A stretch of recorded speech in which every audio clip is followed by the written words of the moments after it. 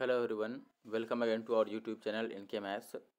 तो ये अलजेब्रा की दूसरी वीडियो है। अलजेब्रा की एक वीडियो ऑलरेडी आ चुकी है मेरी। अगर आप लोगों ने नहीं देखा है तो ज़रूर से देख लीजिए। पहली वीडियो में मैंने 1 से लेकर 25 तक के क्वेश्चन को सॉल्व किया है और इस दूसरी वीडियो में 25 के बाद के क्वेश्चन 26 से लेकर के और 50 तक के क्वेश्चन मैं सॉल्व करने वाला हूँ। सॉल्व करने का तरीका काफ़ी मज़ेदार होगा। आप वीडियो को लास्ट तक देखिए तो आपको काफ़ी मज़ा आएगा। और जो लोग मेंस की तैयारी कर रहे हैं उनके लिए तो काफ़ी इंपॉर्टेंट वीडियो है ही साथ जो लोग सीजीएल या फिर सीएचएसएल या सीपीओ 2020 के लिए तैयारी कर रहे हैं उन लोगों के लिए भी काफ़ी इंपॉर्टेंट इसमें क्वेश्चंस हैं। और साथ ही साथ कॉन्सेप्ट भी आपको सीखने को मिलेगा। ऐसा नहीं है कि केवल क्वेश्चन में सॉल्व करते चला गया और आपको कुछ आया नहीं, सीखने को कुछ मिला नहीं, ऐसा नहीं है। वीडियो को लास्ट तक देखिएगा तो आपको काफ़ी कुछ नए कॉन्सेप्ट सीखने को मिलेंगे। तो वीडियो को मैं शुरू करता हूँ और इससे पहले मैं आपको बता देता हूँ कि अलजेब्रा के अलावा मैंने और भी कई सारे चैप्टर्स को सॉल्व कर रखा है इससे पहले अपने चैनल पे। जैसे मान लीजिए ज्योमेट्री है, मेंसुरेशन है, ये सब चैप्टर्स, प्रॉफिट एंड लॉस हो गया, एसआईसीआई हो गया, या फिर रेशियो प्रोपोर्शन हो गया, परसेंटेज हो गया, ये सारे क्वेश्चन मैंने ये सारे चैप्टर्स ऑलरेडी सॉल्व करा रखे हैं। बस 1-2 चैप्टर बच गए हैं अलजेब्रा के अलावा, तो उनको भी मैं जल्दी ही सॉल्व करा दूंगा। बस आप हमारे चैनल पे बने रहिए हमारे साथ। चलिए वीडियो को स्टार्ट कर लेते हैं। अब देखिए दोस्त, पहला सवाल हमारे पास आ चुका है और आपको पहले भी मैं बता देता हूँ कि हर एक क्वेश्चन को आप पहले खुद से सॉल्व करने की कोशिश करें, उसके बाद ही वीडियो में सॉल्यूशन देखें और आप देखें कि आपने कैसे सॉल्व किया, कितना टाइम लगाया, फिर हमने कैसे सॉल्व किया, और अगर इस तरीके से आप सॉल्व करते हैं तो आपको कितना टाइम लगेगा। तो चलिए पहले क्वेश्चन पे आ चुके हैं हम। यहाँ पे आपको बोला गया है दोस्त कि एक्स की वैल्यू जो है ये अगर क्यूब रूट ऑफ 5 और प्लस का 2 हो तो आपको बताना है एक्स क्यूब माइनस का 6x स्क्वायर प्लस का 12x और माइनस का 13 का वैल्यू क्या होगा। तो आपको एक बात मैं बता देता हूँ। देखिए, ऐसे सवाल में अगर आपके दिमाग में कुछ बात ना आए तो आप ये समझ लो कि जो एक्सप्रेशन निकालनी है इसमें एक्स की जो मैक्सिमम पावर है वो है 3। ठीक है, एक्स का जो अधिकतम घात है वो कितना है, 3 है। यानी कि एक्स क्यूब आपको चाहिए तो आप इसे भी एक्स क्यूब करने की कोशिश करो कि एक्स क्यूब ये भी बन जाए। अब एक्स क्यूब बनाने के लिए अगर आप डायरेक्ट ऐसे ही क्यूब करोगे तो आप ऐसे में गलती कर बैठोगे। इसीलिए इसमें क्या करना पड़ेगा, आपको पहले इस 2 को लेफ्ट साइड में लाना पड़ेगा। क्यों? क्योंकि अगर इसी फॉर्म में हम इसका क्यूब करेंगे तो रूट रह ही जाएगा, यानी कि रूट बच जाएगा। और आप देख रहे हैं कि ऑप्शन में कहीं भी रूट नहीं है, तो हम उसको दोनों साइड क्यूब तो करेंगे लेकिन इस 2 को पहले लेफ्ट साइड में लाएंगे, उसके बाद क्यूब करेंगे। ठीक है, तो ये कितना बनेगा दोस्त, एक्स माइनस का 2 और इक्वल टू का बच जाएगा क्यूब रूट ऑफ 5। अब दोनों साइड अगर आप क्यूब करते हैं तो इसका होल क्यूब हो जाएगा a माइनस बी का होल क्यूब के फॉर्म पे। तो ये हो जाएगा a का क्यूब यानी कि x का क्यूब, प्लस आप बोलेंगे, सॉरी माइनस में है तो बोलेंगे कि माइनस बी का क्यूब यानी कि माइनस में 2 का क्यूब कितना हो जाएगा 8। ठीक है, फिर आप बोलेंगे कि माइनस का 2ab होता है तो 2 दूना 4x हो जाएगा, सॉरी 3ab होता है माइनस का, तो 3 दूना 6x हो जाएगा और इंटू का a माइनस बी यानी कि x माइनस 2। ये आएगा फॉर्मूले पे और राइट साइड में तो 5 आ जाएगा होल क्यूब करने पर। अब ये आप बोलेंगे कि ये x का क्यूब है और माइनस का 6x का स्क्वायर, इसको गुणा करने पर, ठीक है, 6x का स्क्वायर आ जाएगा और फिर माइनस माइनस प्लस का 6 दूना 12x, और ये माइनस का एक 8 बचा है और इस 5 को भी इस साइड लेके आऊँ तो ये माइनस का 5 बच जाएगा। आप देख रहे हैं तो ये कितना आ गया भाई। अब इसको लिखो ज़रा और मॉडिफाई करके, तो ये हो गया x का क्यूब माइनस का 6x का स्क्वायर और प्लस का 12x और माइनस का 13 बराबर कितना आ गया 0। और जो सवाल में हमसे पूछा था वो भी यही एक्सप्रेशन है एग्जैक्टली, एक्स का क्यूब माइनस का 6 स्क्वायर प्लस का 12x और माइनस का 13, और उसकी वैल्यू हमें 0 आ चुकी है। तो यहाँ पर आंसर क्या होगा, हमारा 0 होगा। तो 0 इस सवाल का सही उत्तर है। ऐसे कंडीशन में जब ऐसी वैल्यू दी हुई हो तो आप जो मैक्सिमम पावर दिया गया हो उसी को बनाने की कोशिश करें और उसी से आपका इस एक्सप्रेशन ये एक्सप्रेशन मिल जाएगा और फिर आपका आंसर भी आ जाएगा। चलिए अब आगे बढ़ते हैं। देखिए 27 नंबर सवाल में आपको बोला गया है यहाँ पर कि यदि A square plus B square plus C square A B plus B C plus C A के बराबर हो तो आपको A plus C by B की वैल्यू बतानी है।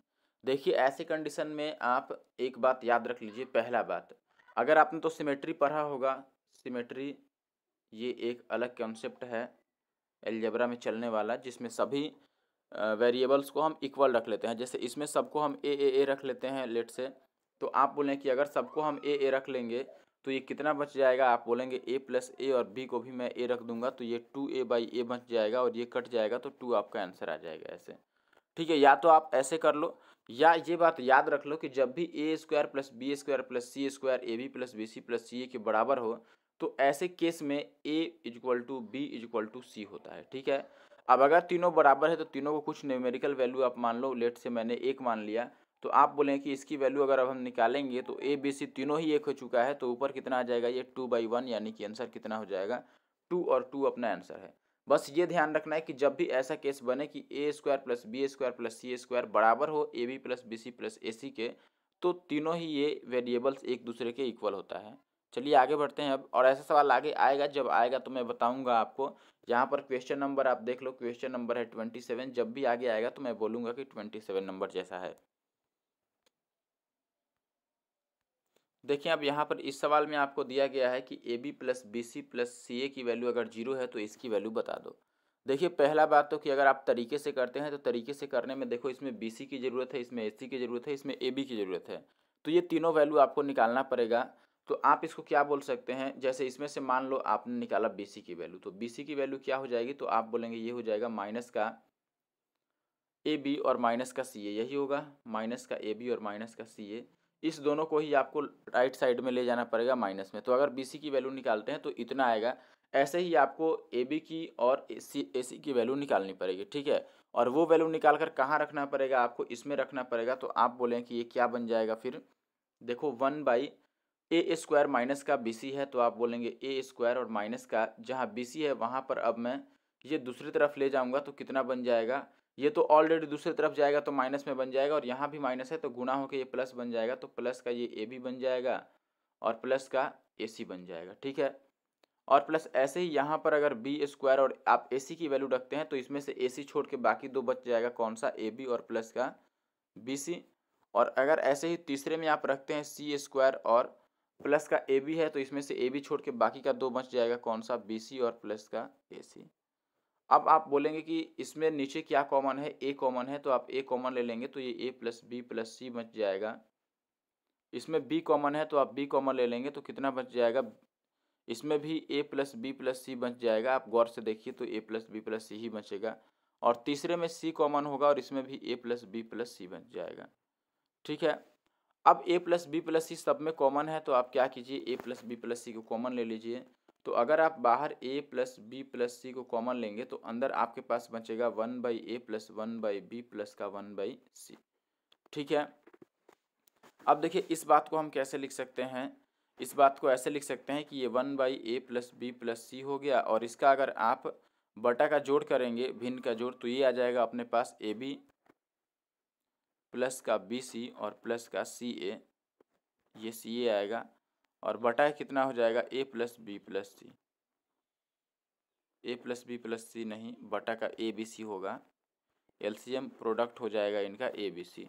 अब यहाँ से आप कहेंगे कि सवाल में जो जीरो दिया है ये A B plus B C plus C A की वैल्यू जीरो है, तो अगर इस A B plus B C plus C A की वैल्यू जीरो है तो ये ओवरऑल वैल्यू कितनी बन जाएगी, जीरो बन जाएगी, और जीरो इसका आंसर होगा, यानी कि ऑप्शन ए सही होगा। तो ये तो हुआ तरीके से करने की ज़रूरत, जो मुझे बिल्कुल भी पसंद नहीं है। ज़्यादातर केसेज में मैं तरीके से नहीं चलता हूँ, आपको बस ऑप्शन का सहारा लेना है या फिर आप कुछ वैल्यू रखिए। अब वैल्यू रखने में क्या करना है, मैंने आपको पिछली वीडियो में बहुत अच्छे से समझाया था। देखिए कॉन्सेप्ट वाली जितनी भी बातें हैं मैंने पहली वीडियो में आपको टाइप वाइज क्वेश्चन करके बता दिया है, और इसमें भी जहाँ पर टाइप वाइज की ज़रूरत होगी तो मैं आपको टाइप वाइज बताऊँगा ही, ऐसा नहीं है कि नहीं बताऊँगा। लेकिन जो लोग पहली वीडियो नहीं देखें उनके लिए ज़रूरी है कि वो पहला वीडियो देखें, उसमें मैं किस तरीके से सॉल्व करने वाला हूँ इस पर बेस्ड 1 2 3 टाइप और 1 2 3 तरीके कॉन्सेप्ट वगैरह मैंने पिछली वीडियो में बता दिया है, ठीक है। तो अगर आपको याद हो तो मैंने बोला था कि दोस्त कभी भी अगर नंबर ऑफ़ वेरिएबल्स ज़्यादा हो, नंबर ऑफ़ वेरिएबल्स ज़्यादा हो किससे, नंबर ऑफ़ इक्वेशन से, तो ऐसे कंडीशन में जितने भी एक्स्ट्रा वेरिएबल हैं उनके जगह पर आप कुछ भी वैल्यू रख सकते हो। तो वही काम यहाँ पर मैं करने की कोशिश करता हूँ। मैं यहाँ पर बोलूँगा भाई कि देखिए यहाँ पर इक्वेशन तो एक ही है लेकिन वेरिएबल्स कितने हैं, तो आप बोलेंगे ए बी सी 3 वेरिएबल हैं, एक इक्वेशन और 3 वेरिएबल, यानी कि दो वेरिएबल क्या हैं, एक्स्ट्रा हैं। तो दो को मैं कुछ भी मान सकता हूँ अपने मन से, तो मैं बी और सी को कुछ मान लेता हूँ। अब आप कहेंगे कि जीरो मानने पर ज़्यादा जल्दी सवाल होता है, लेकिन अगर हम बी और सी को जीरो मानते हैं तो आप देखेंगे कि नीचे जीरो आ जाएगा। इस केस में देखो अगर बी और सी दोनों जीरो है और इस केस में भी बी सी दोनों जीरो है तो बटा के नीचे जीरो आने लगेगा, और अगर डिनोमिनेटर में जीरो आता है, ठीक है, हर में जीरो आता है तो वैल्यू इनफाइनाइट होने लगती है। वैसे कंडीशन में हम जीरो वैल्यू नहीं रख सकते हैं। तो इसीलिए मैं 0 ना रख करके कोई और न्यूमेरिकल वैल्यू 1 जैसे ले लेता हूँ। 1 0 के बाद 1 ही सबसे छोटा है और सबसे आसान भी, तो मैं 1 रख देता हूँ BC की जगह पर। अब आप कहेंगे कि इस इक्वेशन में अगर BC 1 हो गया तो A कितना होगा बताइए। तो आप बोलेंगे कि ये अब बच कितना गया, अगर BC की जगह पर मैं 1 भर दूँ तो A कितना बचेगा, A बचेगा प्लस 1 बचेगा प्लस का फिर से A बचेगा बराबर 0। तो आप बोलेंगे कि यहाँ से A बराबर कितना आ जाएगा, -1/2 आ जाएगा। ठीक है, अब A की वैल्यू -1/2 हो गई और B और C की वैल्यू 1 हो गई, वही वैल्यू हम यहाँ पर रख लेते हैं।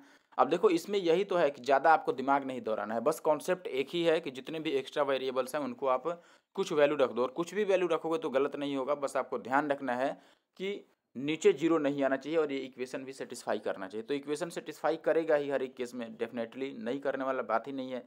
तो आप यहाँ पर अब वैल्यू पुट कर लो, तो ऊपर क्या हो गया 1, नीचे आप बोलें कि A² माइनस BC है, तो A² का मतलब 1/4 और माइनस BC तो 1 हो जाएगा क्योंकि B और C एक मान रखा है।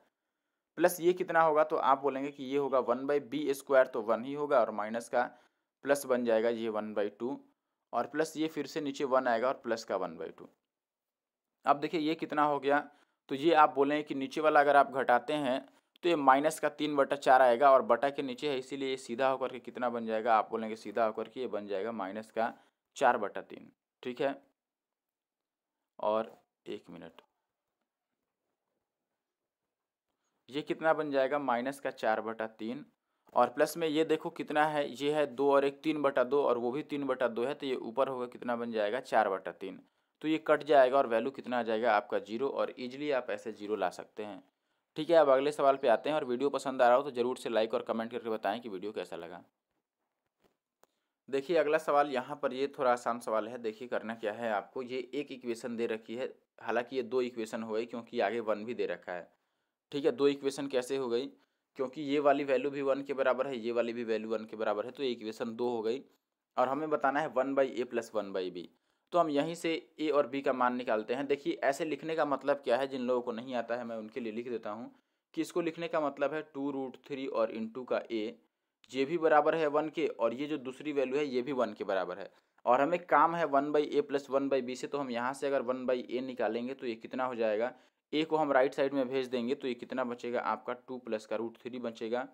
और ऐसे ही अगर मैं बाद वाला जो इक्वेशन है ये वाला, उससे 1/B निकालता हूँ तो ये आ जाएगा 2 माइनस का √3। अब हमें दोनों को जोड़ना है, तो इन दोनों को अगर जोड़ेंगे तो √3 कट जाएगा, और 2 और 2 कितना बचेगा 4, तो 4 अपना आंसर है। ठीक है, आसान सवाल था, मैंने कैसे किया मैं बता देता हूँ। अगर 2 प्लस √3 इंटू A 1 के बराबर है तो A किसके बराबर हो जाएगा, A को राइट साइड ले जाइएगा तो A के लिए केवल यही बच जाएगा 2 प्लस √3। ऐसे ही B का मान निकालेंगे तो 2 माइनस √3 बच जाएगा। दोनों को हमने जोड़ दिया तो 1/A प्लस 1/B 4 आ गया। देखिए दोस्त अगले सवाल में आपसे ये कह रहा है कि आपको ये बताना है और साथ में एक जोड़ना भी है। चलो तो ये बताना तो आसान है, मैंने पिछली वीडियो में ये सारी बातें बता रखी हैं, अगर आपने नहीं देखा है तो ज़रूर से जाकर देख लीजिए, वरना नहीं समझ में आएगा तो इसमें मेरी कोई गलती नहीं है दोस्त। जो लोग इसे जानते हैं कि x³ प्लस 1/x³ कैसे निकालते हैं उनके लिए तो ठीक है, और जो लोग नहीं जानते हैं उनको पिछली वीडियो जा के पहले देखना चाहिए।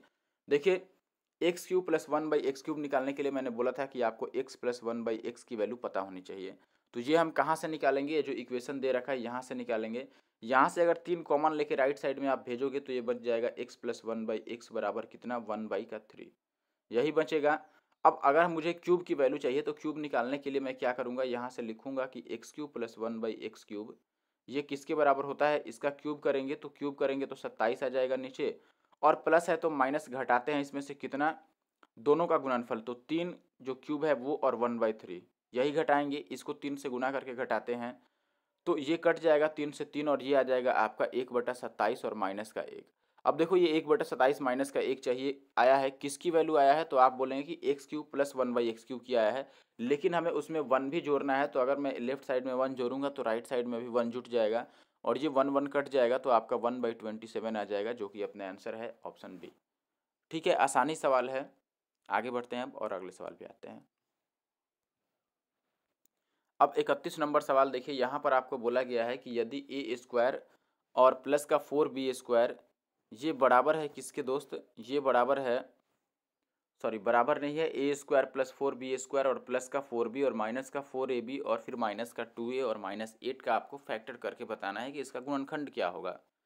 तो देखिए या तो आप इसका गुणनखंड कर लो, ठीक है, गुणनखंड करना भी ईजी है, मुश्किल नहीं है, या फिर मैं कहूँगा कि गुणनखंड करना दिमाग में जल्दी आएगा नहीं आपके। ठीक है, जिसके दिमाग में जल्दी से आ गया उसके लिए तो ठीक है, वो इसका मतलब काफ़ी महान व्यक्ति है।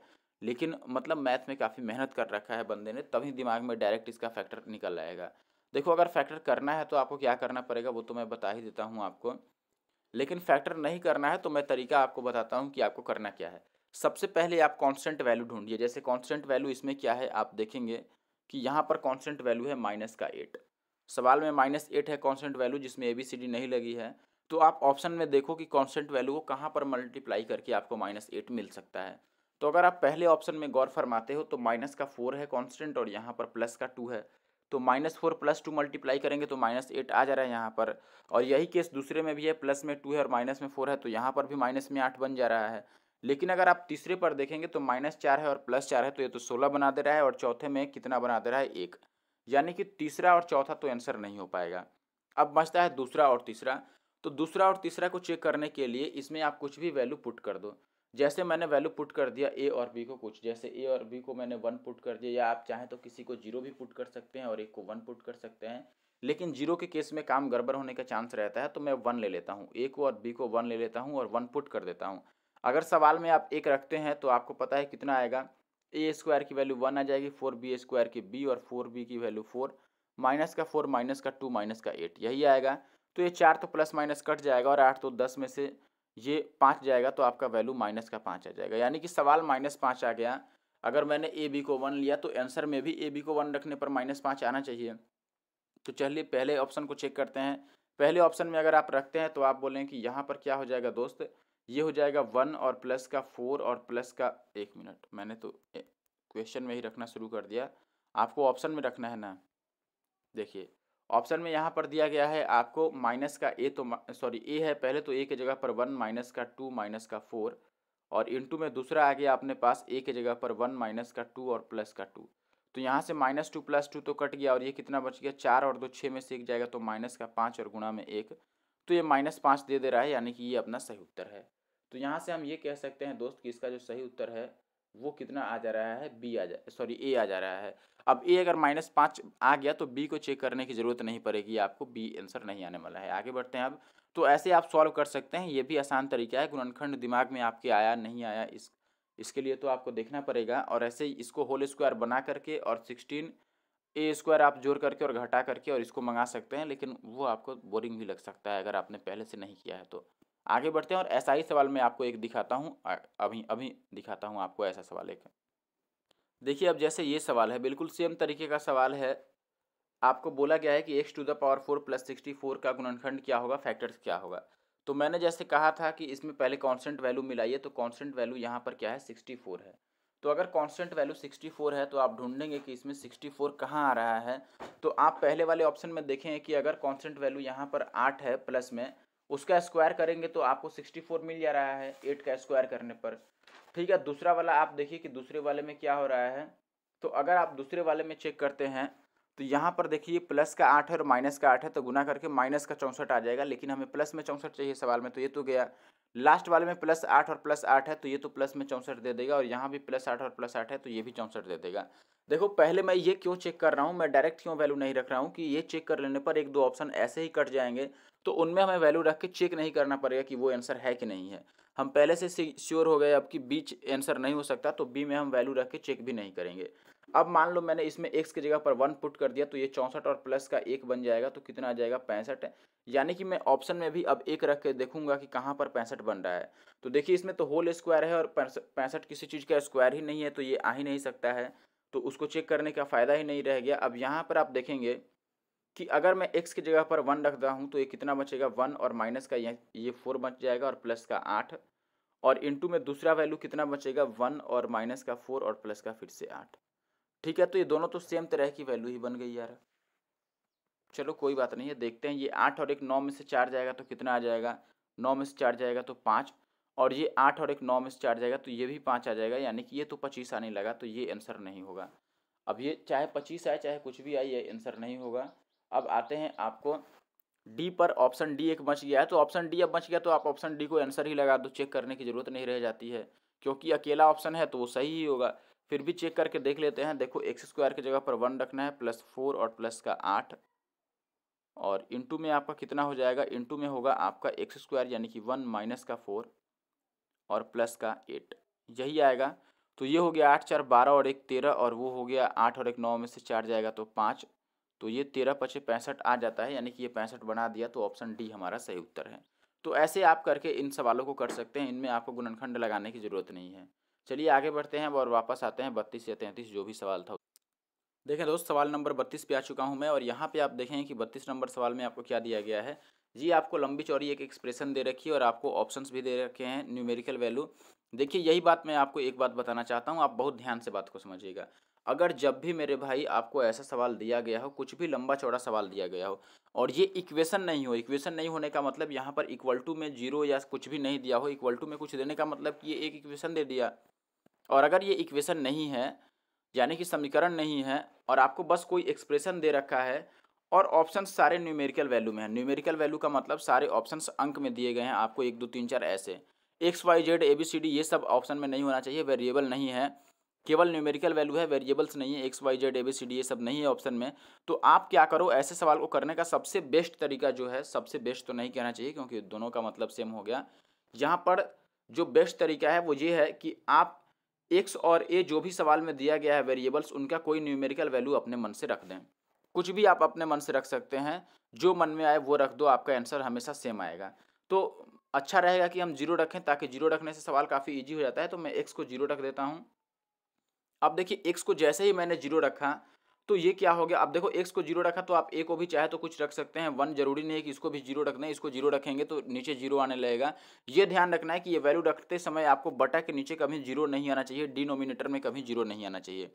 तो अगर हम दोनों ही वैल्यू जीरो लेंगे, ए और एक्स दोनों को जीरो लेंगे, तो बटा के नीचे जीरो आ जा रहा है, तो वैसे काम गड़बड़ हो जाएगा, वैल्यू इनफाइनाइट होने लगेगी और आपका आंसर और तरीका दोनों ही गलत हो जाएगा। तो मैं ए को 1 2 कुछ भी रख देता हूँ, एक्स को जीरो रख दिया। एक्स को जैसे ही जीरो रखा तो सवाल में से एक्स वाले सारे टर्म हट जाएंगे क्योंकि वो जीरो है, तो ये हट गया, यहाँ से ये हट गया, और ये भी पूरा हट गया क्योंकि इसमें तो ऊपर ही एक्स जीरो आ जा रहा है, तो ये पूरी वैल्यू जीरो हो गई। अब देखो बचा हमारे पास कितना, 1/a² बचा प्लस का, और माइनस का 1/a² बचा, तो ये कट के ऐसे ही जीरो आ गया, ए की वैल्यू रखने की भी जरूरत नहीं पड़ी। तो यहाँ पर जो आंसर है अपना वो है डी। तो डी इस सवाल का सही जवाब है। एक और सवाल मैं ऐसा आपको दिखाता हूँ, बिल्कुल सेम तरीके का सवाल है। तो चलिए मैं अगला सवाल आपको दिखाता हूँ जो कि बिल्कुल सेम तरीके का है। देखिए जैसे सवाल नंबर 40 है, यहाँ पर आप कहेंगे कि यहाँ पर ये इक्वेशन दे रखा है, ये दे रखा है, और ये वैल्यू पूछ रहा है। जो पूछ रहा है वो कोई इक्वेशन नहीं है, और आपको जो ऑप्शन दिया गया है वो न्यूमेरिकल वैल्यू दिया गया है, तो हम एक से और ए की जगह पर कुछ भी रख सकते हैं। लेकिन एक बात और आपको ध्यान रखना है यहाँ पर, कि जैसे मैंने आपको बताया है कि जब भी वेरिएबल की संख्या इक्वेशन की संख्या से ज़्यादा हो जाए तो आप कुछ भी अपने मन से वहाँ पर वेरिएबल को रख सकते हैं, और यहाँ पर मैं यही काम करने वाला हूँ। आप देखेंगे कि सवाल में दो दो इक्वेशन दिए गए हैं, लेकिन वेरिएबल तीन तीन है, एक एक्स है, एक वाई है, एक ए है। तो हम इनमें से कुछ भी मान अपने से मन से रख सकते हैं किसी एक वेरिएबल की, ठीक है। क्योंकि यहाँ पर इक्वेशन तीन है तो एक ही वेरिएबल ज़्यादा है, तो उसका वैल्यू हम कुछ भी रख लेते हैं। और मैं न्यूमेरिकल वैल्यू निकालने की कोशिश करूँगा, क्योंकि जो हमें ऑप्शन दिए गए हैं वो न्यूमेरिकल ऑप्शंस हैं। तो मैं यहाँ से ये कह देता हूँ भाई कि ए को मैं जीरो रख देता हूँ, जीरो नहीं रख सकता हूँ क्योंकि एक्स और वाई दोनों ही जीरो आ जाएगा ऐसे केस में, तो मैं ए को 1 ले लेता हूँ। ए को 1 लिया तो एक्स की वैल्यू क्या होगा, देखो 1 का पावर कुछ भी करोगे तो 1 ही रहता है, तो ए का पावर 1/2 है और ए का पावर -1/2 है। लेकिन ए 1 होने के कारण दोनों ही 1 आ जाएगा, तो ये वैल्यू तो 2 आ जाएगा, और वाई में माइनस लगा है तो ये वैल्यू जीरो हो जाएगा। अब वाई जीरो हो गया जैसे ही, तो मैंने वाई वाला टर्म जो हमें निकालना है उसमें से पहले जीरो वाले टर्म को हटा ही दो। वाई जीरो हो रहा है तो ये हट जाएगा, ये हट जाएगा, ये हट जाएगा, तो बचेगा आपके पास x⁴ माइनस का 1 और प्लस का 1। अब x की जगह पर अगर मैं 2 रख देता हूँ तो ये 2 की पावर 4 यानी कि ये 16 बन जाएगा, माइनस का 1 प्लस का 1, तो ये माइनस प्लस कट गया, तो आपके पास 16 बचा, और 16 इस सवाल का आंसर है। तो ऐसे आप कई सवालों को कर सकते हैं, बड़े से बड़े सवाल को धुएं में उड़ा सकते हैं। बस आपको ये ध्यान रखना है कि बटा के नीचे जीरो नहीं है, और नंबर ऑफ वेरिएबल्स जो है वो नंबर ऑफ इक्वेशन से ज़्यादा है, तो जितने भी वेरिएबल एक्स्ट्रा हैं उसको आप कुछ भी अपने मन से मान लीजिए। आगे बढ़ते हैं अब देखिए अगला सवाल हमारे पास क्या है, क्वेश्चन नंबर 33। इसमें आपको दे रखा है कि x इक्वल टू वैल्यू है 11, और आपको इस एक्सप्रेशन की वैल्यू बतानी है। देखिए ये एक ट्रिकी सवाल है, और आपको ध्यान रखना है कि ऐसे सवाल में क्या करना है। देखिए जब भी ऐसा सवाल दिखे आपको, तो आप पहले तो ये देख लो कि ये जो बीच वाले टर्म्स हैं, इनमें जैसे ये 11 दे रखा है तो यहाँ पे 12 दे रखा है, एक एक ज़्यादा दे रखा है, तो ऐसा कंडीशन होना चाहिए। और दूसरा बात कि पावर में सेम डिफरेंस होना चाहिए। जैसे इन दोनों का आप देखते हैं पावर में अंतर 1 है, इनका भी पावर में अंतर 1 है, इनका भी पावर में अंतर 1 है, तो हम ये कह सकते हैं कि ये पावर में सेम डिफरेंस दे रहे हैं। इनका पावर अंतर 1 कैसे है, यहाँ पर x का पावर तो 1 है और इसमें x नहीं है, तो x का पावर हम 0 लेंगे तो 1 में से 0 जाएगा, तो वहाँ पर पावर का अंतर 1 आ जाएगा।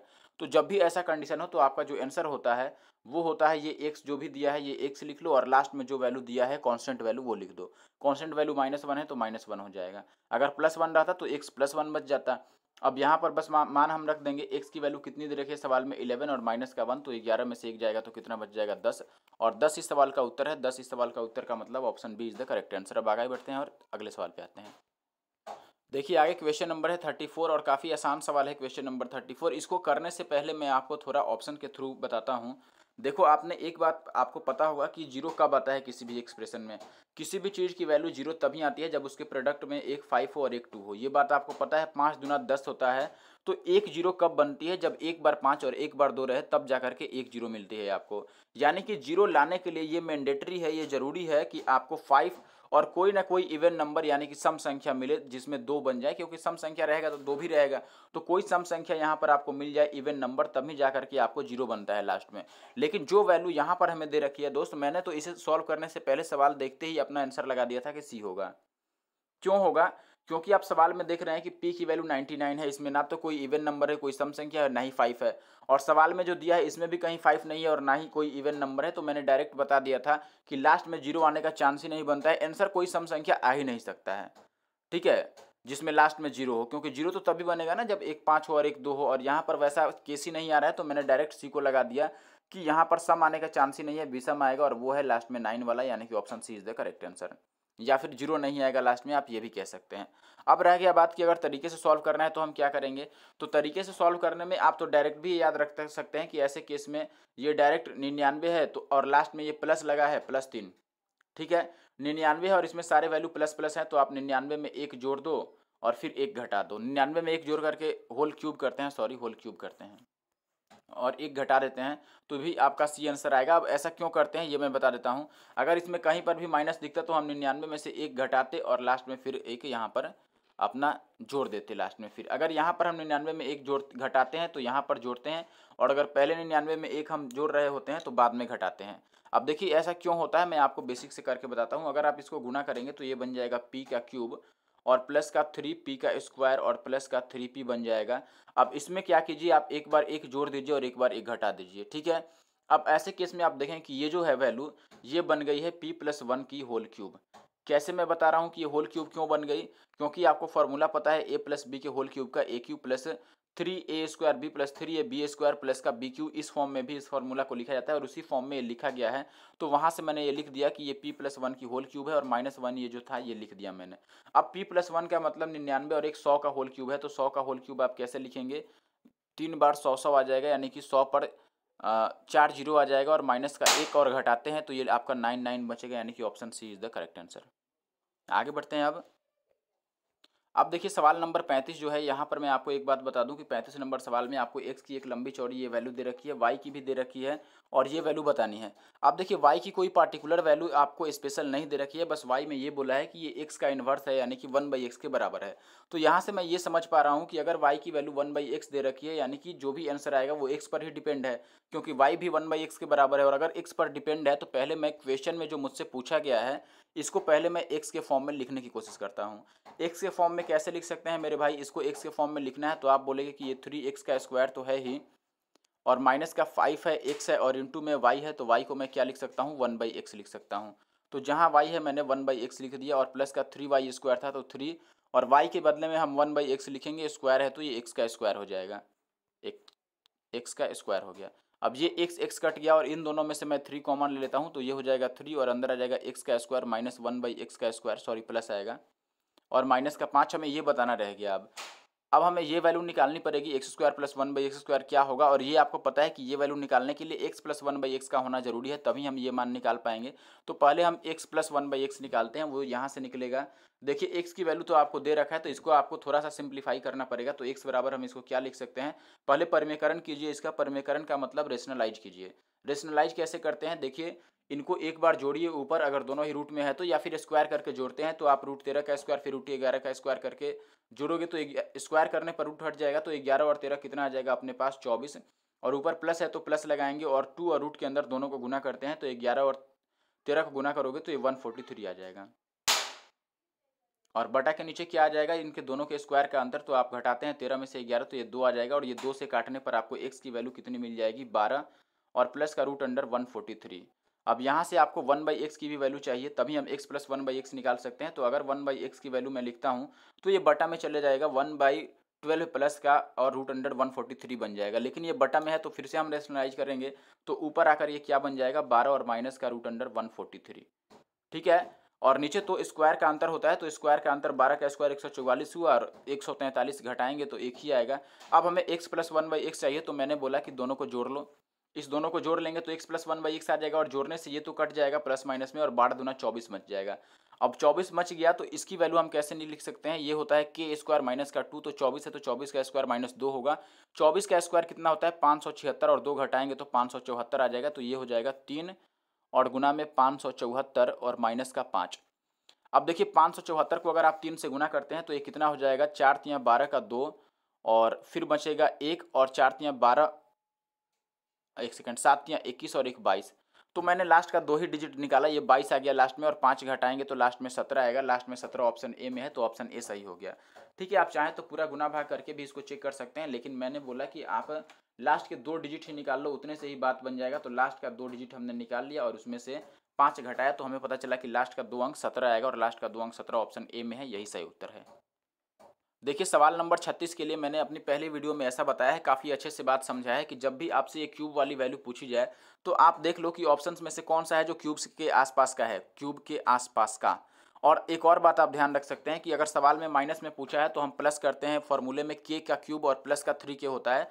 तो आप देख लो कि अगर यहाँ पर माइनस है तो प्लस में आपको करना है 3 के जोड़ना है, तो ऑप्शन में कौन सा क्यूब से थोड़ा सा बड़ा है।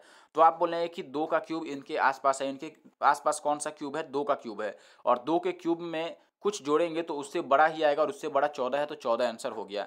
या फिर आप चेक वेरीफाई भी कर सकते हैं कि अगर 2 का क्यूब हम लेते हैं तो 2 का क्यूब और माइनस है तो प्लस लगाएंगे, और इस दोनों को गुना करके जोड़ते हैं तो 3 दूना 6, ये क्या 14 बन जाएगा। तो आप बोलेंगे कि जी 14 बन जाएगा, तो 14 आंसर हो गया।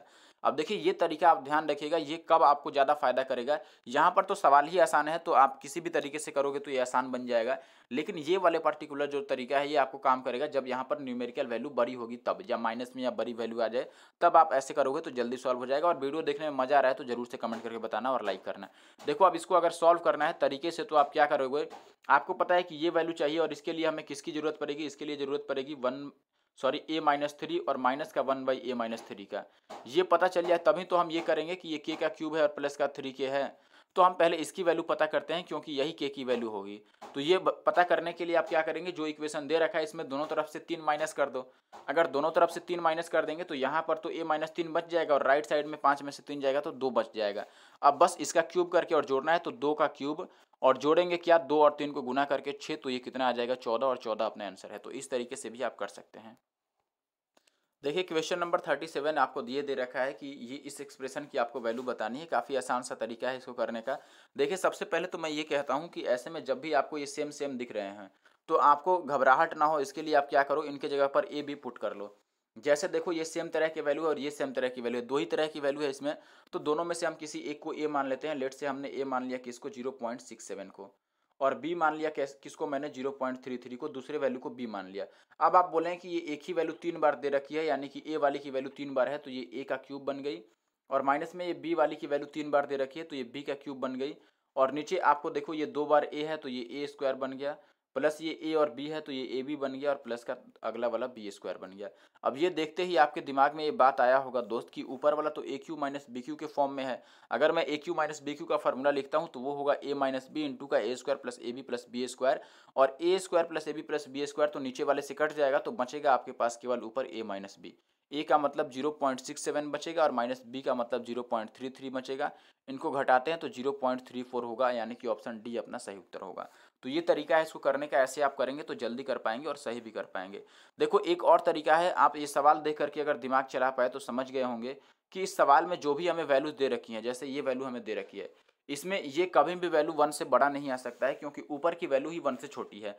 और अगर नोमिनेटर आपका 1 से छोटा है और डिनोमिनेटर तो कुछ भी हो, आप अगर 1 से छोटे किसी चीज़ को किसी और चीज़ से भाग करोगे तो 1 से छोटा ही आंसर आना है, 1 से बड़ा नहीं आ सकता है।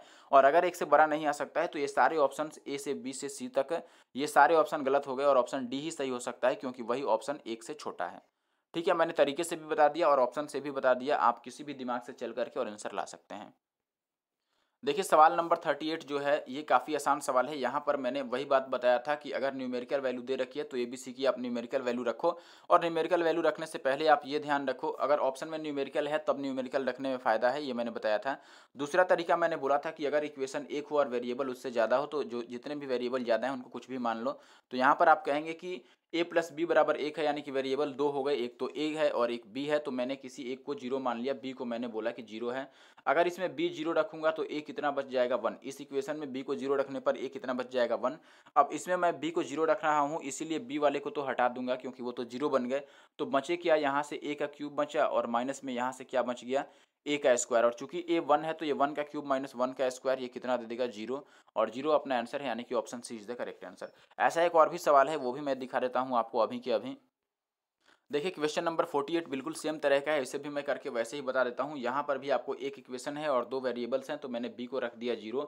और अगर बी 0 हो गया तो ए कितना हो जाएगा 1, और यहाँ बी 0 होने के कारण ये बी वाले सारे कट गए, तो ए का 4 और माइनस ए का क्यूब, यानी कि फिर से 0 आ जाएगा, क्योंकि दोनों ही ए 1 के बराबर है और माइनस में है तो 0 आ जाएगा।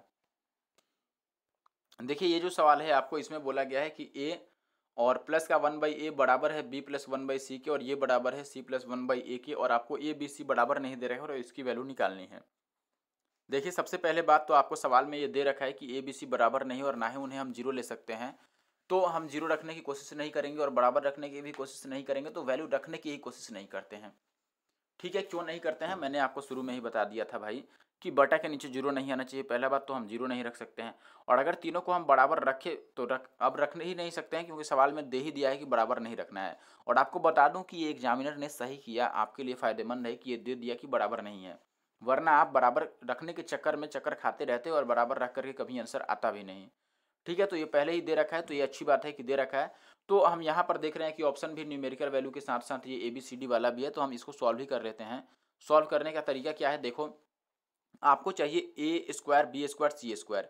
देखो अगर मैं इसको चाहूँ तो ऐसे लिख सकता हूँ कि ए बी गुना में बी सी और गुना का सी ए। अगर मैं इसको गुना करूँगा तो यही चीज़ मिल जाएगा, यानी कि हमें ए बी चाहिए, बी सी चाहिए और सी ए चाहिए, तब ये बात बनेगा। और ए बी कैसे ला सकते हैं, देखो बटा वाला जो भी है, अगर बी सी का एलसीएम लूँगा तो बी सी आ जाएगा, ए सी का एलसीएम लूँगा ए सी आ जाएगा, और बी ए का एलसीएम लूँगा तो ए बी आ जाएगा।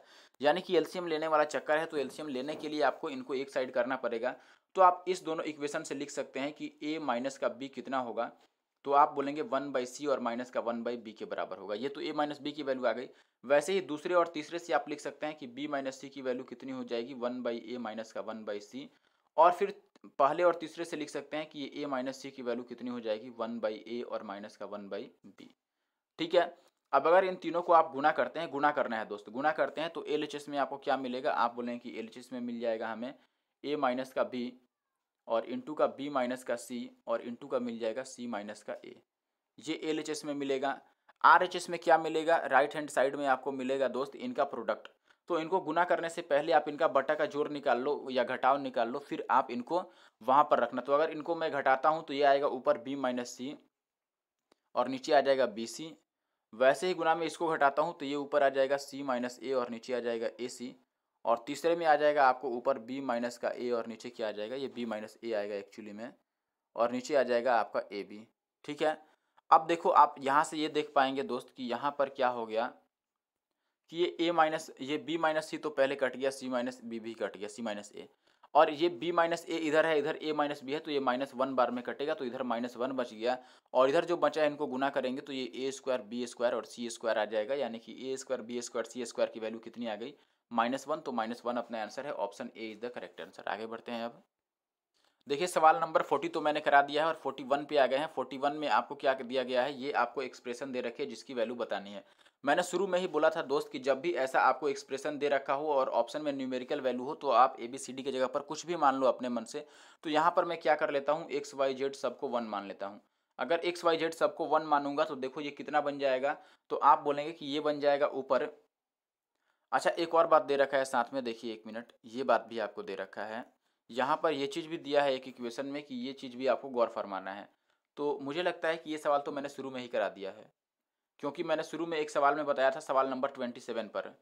मैंने बोला था 27 पर आपको कि अगर ऐसा सवाल आएगा तो मैं वापस बोलूँगा कि 27 नंबर सवाल है। तो ये 27 जैसा ही है। मैंने बोला था कि A square, B square, C square अगर कभी भी A B plus B C plus A के बराबर आ गया तो ए बी सी तीनों बराबर होते हैं। तो यहाँ पर भी एक्स और वाई और जेड ये तीनों ही बराबर होंगे, और बराबर होने के कारण आप इनको 1 2 3 4 कुछ भी मान सकते हो। मैंने 1 मान लिया।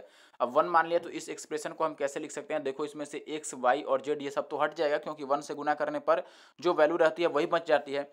तो ऊपर कितनी बच जाएगी? 3 प्लस का 7 प्लस का 5, और नीचे भी बचेगा आपका 5, 7 और 3। तो ऊपर नीचे सेम वैल्यू है, तो ये कट के कितना आ गया? 1। 1 का मतलब ऑप्शन बी सही उत्तर है। अब आगे बढ़ते हैं। देखिए, सवाल नंबर 42 में पहले आप एक बार सवाल को सुधार लो। सवाल में क्या है कि यहाँ पर जो दे रखा है आपको 20√2, यहाँ पर 20 नहीं है, केवल 2 है। यहाँ पर 2√2 आएगा। इंग्लिश वाले में भी आप इसको सुधार लो, 2√2 होगा। ठीक है, तो केवल आपको यहाँ पर 2√2 है। तो आप पहले देखो, सवाल ही बड़ा लग रहा है, तो पहले मैं सवाल को छोटा कर देता हूँ, इसको मॉडिफाई कर देता हूँ। सवाल में आपको ये दे रखा है एक्स क्यूब और माइनस का 20√2, और माइनस में दे रखा है वाई क्यूब और प्लस का 20√2। 20√2 नहीं है, वो 2√2 है। तो हम इसको और मॉडिफाई करके लिखेंगे तो ये क्या बन जाएगा? ये बन जाएगा एक्स क्यूब माइनस का वाई क्यूब, ठीक है, और माइनस का 20√2 और वो 2√2 मिलकर के कितना हो जाएगा? माइनस का 22√2। ये ध्यान रखिएगा, इतना आपका आएगा। ठीक है, 22√2 आ गया। अब आप यहाँ पर क्या करेंगे कि X cube minus Y cube का फॉर्मूला लगाएंगे। तो X cube minus Y cube पहले हम ज्ञात कर लेते हैं इसमें से क्या होगा। अब देखो, x cube minus Y cube अगर आपको लिखना है तो इसका फॉर्मूला क्या बनेगा? आप फॉर्मूला इसका डायरेक्टली भी चाहो तो लिख सकते हो, या फिर आप फॉर्मूला लगा के भी लिख सकते हैं। सवाल नंबर 42 पे आ चुके हैं अभी हम लोग। तो यहाँ पर देखिए, इसको देखो, इसका फॉर्मूला लिखने के लिए सबसे पहला काम आपको क्या करना पड़ेगा? आप चाहो तो इसको अभी ही तोड़ कर लिख दो। ये एक्स माइनस वाई बनेगा, और अंदर कितना बनेगा? तो आप बोलेंगे कि अंदर ये बनेगा दोस्त, ये बनेगा एक्स का स्क्वायर और प्लस का एक्स वाई और प्लस का वाई स्क्वायर, और माइनस का जो 22 आएगा वो तो अलग बात है। अभी इसको हम और मॉडिफाई करके लिखेंगे तो इसको क्या लिख सकते हैं कि ये बाहर एक्स माइनस वाई हो गया, और इसको हम ए स्क्वायर और माइनस बी स्क्वायर को लिख सकते हैं कि ये एक्स माइनस वाई का होल स्क्वायर है। मैं माइनस के कंडीशन में लिखता हूँ, तो ये एक्स माइनस वाई का अगर होल स्क्वायर इसको लिखता हूँ तो आपको प्लस का 2a भी जोड़ना पड़ेगा। तो प्लस का 2a भी ये मिल के प्लस का 3xy हो जाएगा। तो ये एक फार्मूला भी है, आपको ये पता होगा। डायरेक्ट ये फार्मूला आप लगा सकते हैं, या फिर आप एक और काम कर सकते हैं। चलो, अब ये यहाँ तक लिख दिया हूँ तो मैं इससे सॉल्व करके दिखा ही देता हूँ। ये एक्स वाई है, ठीक है, इसको 4 मत समझिएगा, और माइनस का 22 और √2 है। ठीक है, अब देखो, मैं ये वैल्यू निकालने के लिए हमें एक्स वाई की और एक्स माइनस वाई की ज़रूरत पड़ेगी। तो यहाँ से अगर मैं एक्स की वैल्यू लिखता हूँ तो एक्स की वैल्यू कितनी आ जाएगी? √3 और प्लस का √2। और अगर आप वाई की वैल्यू लिखना चाहते हैं तो वाई की वैल्यू आ जाएगी √3 माइनस का √2, यहाँ से इस इक्वेशन से। ठीक है, अब एक्स वाई की वैल्यू हमें निकल चुकी है, तो हम यहाँ पर पहला काम तो करते हैं कि एक्स वाई का मान निकालते हैं। तो एक्स और वाई को आप गुना करेंगे तो ये √3 प्लस √2 है, ये √3 माइनस √2 यानी कि ए प्लस बी इंटू ए माइनस बी आएगा। तो ये ए स्क्वायर माइनस बी स्क्वायर आ जाएगा। ए स्क्वायर का मतलब 3 और बी स्क्वायर का मतलब 2, तो ये तो 1 आ गया। अब अगर आप x plus y, x minus y की वैल्यू निकालते हैं, एक्स माइनस वाई, तो एक्स माइनस वाई में दोनों को घटाना है। अगर दोनों को घटाइएगा तो √3 तो कट जाएगा, 2√2 बच जाएगा। अब अगर इस वाले में मैं मान रख देता हूँ 2√2 का, तो आप ये कहेंगे कि पहले 2√2 आएगा, और अंदर कितना आएगा? अंदर आएगा इसका स्क्वायर, एक्स माइनस वाई मतलब 2√2 का स्क्वायर, तो 2 दूना 4 दूना ये 8 आ गया, और प्लस का 3 आ जाएगा क्योंकि एक्स और वाई तो 1 है, और आपका बचेगा माइनस का 22√2। अब आप ये कह सकते हैं कि 8 3 11 दूना 22√2 है, और ये भी 22√2 है, तो ये कट के कितना आ गया? 0, और 0 इस सवाल का आंसर है, यानी कि option A is the correct answer. आगे बढ़ते हैं। अब देखिए भाई, क्वेश्चन नंबर 43 आ चुका है यहाँ पर। इसमें आपको दिया गया है क्वेश्चन नंबर 43 में कि यदि 3a² plus b² plus c² और ये बराबर है a प्लस बी प्लस सी के होल स्क्वायर, तो ए बी सी में क्या संबंध होगा? देखिए, सबसे पहले तो मैं बोलूँगा कि ऐसे सवाल में आप ऑप्शन से ही चल लो। ऑप्शन में पहले में आपको दे रहा है कि ए बी सी बराबर है, तो इनको अगर मैं एक मान करके और इसमें पुट करता हूँ तो आप बोलेंगे कि आ जाएगा 3 गुना में 3, और राइट साइड में आ जाएगा 3 का स्क्वायर, यानी कि ये भी 9 है, ये भी 9 है, वेरीफाई हो गया, यानी कि ऑप्शन डी सही है। ठीक है, अब देखो, जैसे इसमें तीनों ही बराबर नहीं है तो आप एक को 0 मान लो, एक को 1 मान लो, एक को 2 मान लो, फिर इसमें पुट करके चेक कर लो। इसमें ए बी बराबर है तो इनको 1 मान लो, और सी अलग है तो सी को 0 मान के चेक कर लो। इनमें ए बी सी बराबर नहीं है तो आप वैसे ही, जैसे सी को हालांकि मैंने यहाँ पर बराबर नहीं समझ लिया था, तो वैसे आप वैल्यू पुट करके चेक कर सकते हो, और ऐसे ईजी रहेगा चेक करना आपको बनाने के बजाय। तो ऑप्शन डी यहाँ पर क्या हो गया? सही हो गया। अब आगे बढ़ते हैं। देखिए ये सवाल हमारे पास आ गया। इसमें पहले आपको नीचे वाले को तोड़ना पड़ेगा, और नीचे वाले को कैसे तोड़ेंगे ये मैंने पिछली वीडियो में आपको बता रखा था। नीचे जैसे आपको यहाँ पे दिया है एक बार 7 प्लस का 4√3, और फिर दिया है आपको 4 प्लस का 2√3। इन दोनों का वैल्यू आपको निकालना पड़ेगा। तो हम 7 प्लस 4√3 को कैसे लिख सकते हैं? देखिए मैं केवल नीचे वाला लिख रहा हूँ, तो इसको हम लिख सकते हैं 7 प्लस 2 बाहर लिखेंगे तो अंदर आ जाएगा 12। 12 कैसे आ जाएगा ये मैंने पिछली वीडियो में बताया था, क्योंकि 1 2 को अंदर ले जाएंगे तो वो 4 चला जाएगा रूट के अंदर। बाहर 2 है तो रूट के अंदर उसको 4 लिखना पड़ेगा, तो 4 तियाँ अंदर 12 हो जाएगा। इस रूट को मैंने तोड़ना सिखाया था कि कैसे तोड़ते हैं। इसको ऐसे 2 प्रोडक्ट में तोड़ते हैं कि अंतर 1 का रहे और योगफल कितना आ जाए आपका, योगफल या अंतर 7 के बराबर आ जाए और गुणनफल 12 हो। अंतर 1 का नहीं देखना है आपको। आपको इसको ऐसे 2 प्रोडक्ट में तोड़ना है कि गुना करके तो 12 आ जाए, लेकिन जोड़ने या घटाने पर 7 आ जाए। तो आप बोलें कि 12 को हम 4 तियाँ 12 लिख सकते हैं, और इनको जोड़ने या घटाने पर 7 आ जा रहा है जोड़ने पर। अब इसमें बस रूट लगा दो, और सवाल में अगर प्लस है तो प्लस लगा दो यहाँ पर। अब आप ये देखेंगे कि ये 4 का वर्गमूल 2 हो गया और प्लस का रूट 3 आ गया, ये वैल्यू आ गया। और अगर दूसरे वाले को आप देखते हैं तोड़ करके, तो ये कितना हो जाएगा? देखो ये है 4 और प्लस का 2√3, इसका वर्गमूल बताना है। तो आप बोलेंगे कि √3 को तो हम 3 गुना 1 ही लिख सकते हैं, और 3 और 1 को लिखेंगे जोड़ करके तो 4 भी आ जाएगा, यानी कि ये √3 + 1 आ गया वैल्यू।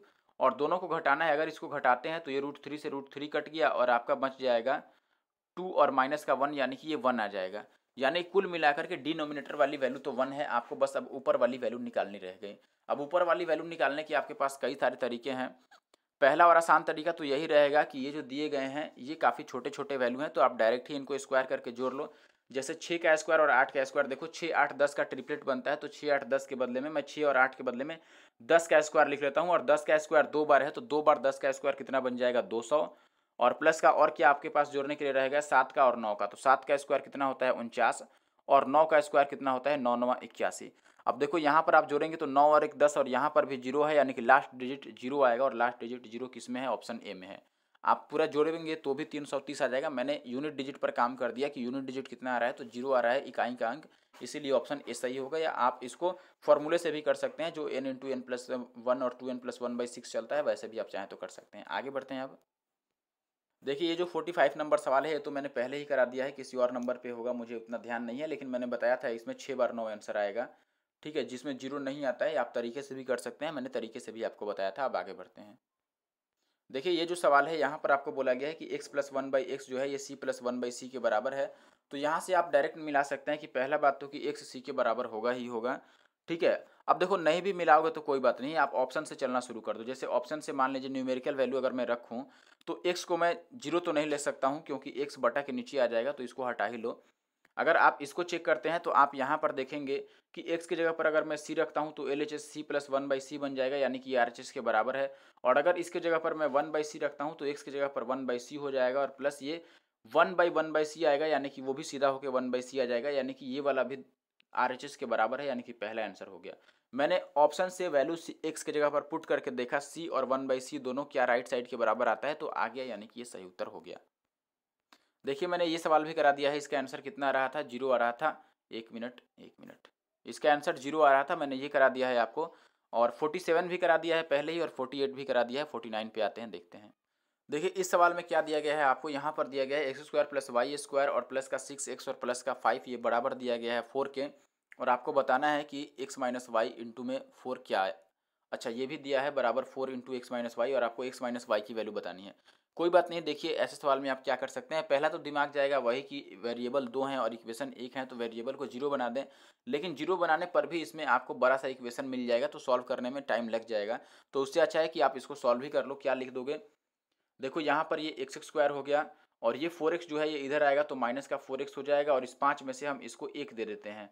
ये x की बात आ गई। फिर आप y² का लिखोगे कि ये y² हो गया, और फिर इधर से 4y आएगा, माइनस में 4y है तो लेफ्ट साइड में आपका प्लस का 4y हो जाएगा।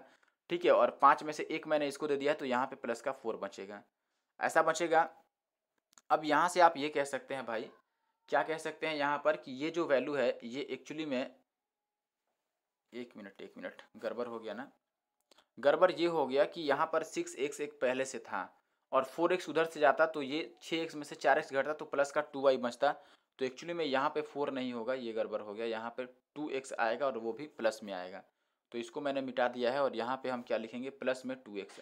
अब प्लस में अगर ये 2x हो गया तो हम इसको क्या लिख सकते हैं कि ये x + 1 का होल स्क्वायर है, और ये क्या है, ये है एक y प्लस टू का होल स्क्वायर। देखो A square plus two A B plus B square पे है, तो ये y प्लस टू का होल स्क्वायर है।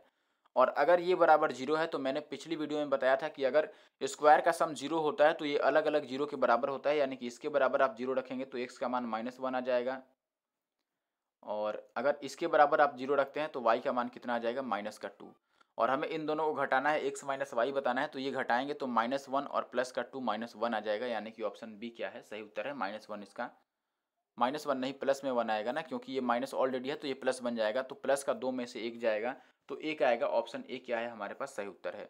देखो x की जगह पर तो हम -1 रख देंगे और y की जगह पर -2 रखना है, और यहाँ भी माइनस है तो वो +2 बन जाएगा, और एक आपका आंसर आ जाएगा। अब ये आ गया है हमारे पास आखिरी सवाल आज की वीडियो का, ये है सवाल नंबर 50। देखिए कैसे सॉल्व करना है, आसान तरीका है। मैंने बताया था आपको कि अगर ये लंबा चौड़ा आपको ये बड़ा बड़ा वैल्यू दिख रहा है, जब भी ये बड़ा बड़ा वैल्यू दिख रहा है और A cube plus B cube plus C cube -3ab वाला बात है, तो आप वो फॉर्मूला लगाओ 1/2 into A plus B plus C और इंटू का ए माइनस बी का whole square plus B minus C का whole square plus C minus A का होल स्क्वायर, वो वाला फॉर्मूला आप लगा लो। तो वही फॉर्मूला हम यहाँ पे लगाएंगे। इसमें पहला बात तो कि मैं दो को कॉमन ले लेता हूँ, अगर दो कॉमन ले लेता हूँ तो अंदर बच जाएगा A cube plus B cube plus C cube minus का 3abc, जिसका फॉर्मूला क्या होता है, फॉर्मूला होता है 1/2 और इंटू में ए प्लस बी प्लस सी, और इंटू का होता है यहाँ पर ए माइनस बी का होल स्क्वायर, और प्लस होता है बी माइनस सी का होल स्क्वायर, और प्लस होता है सी माइनस ए का होल स्क्वायर। ऐसे होता है, यहाँ से 2 से 2 कट जाएगा और हमें ये बच जाएगा निकालने के लिए। तो पहले हम ए प्लस बी प्लस सी की जगह पर इनको जोड़ कर लिखते हैं। इनको अगर आप जोड़िएगा ए बी सी को तो ये दे देगा आपको 894। तो ये 894 मैंने लिख दिया जोड़ करके, और अंदर आ जाएगा ए माइनस बी का स्क्वायर। तो देखो ए में से बी को घटाते हैं तो 299 में से अगर 298 घटेगा तो ये एक का स्क्वायर एक रह जाएगा। फिर बी माइनस सी, तो 98 में से 97 घटाते हैं तो भी एक का स्क्वायर एक रह जाएगा।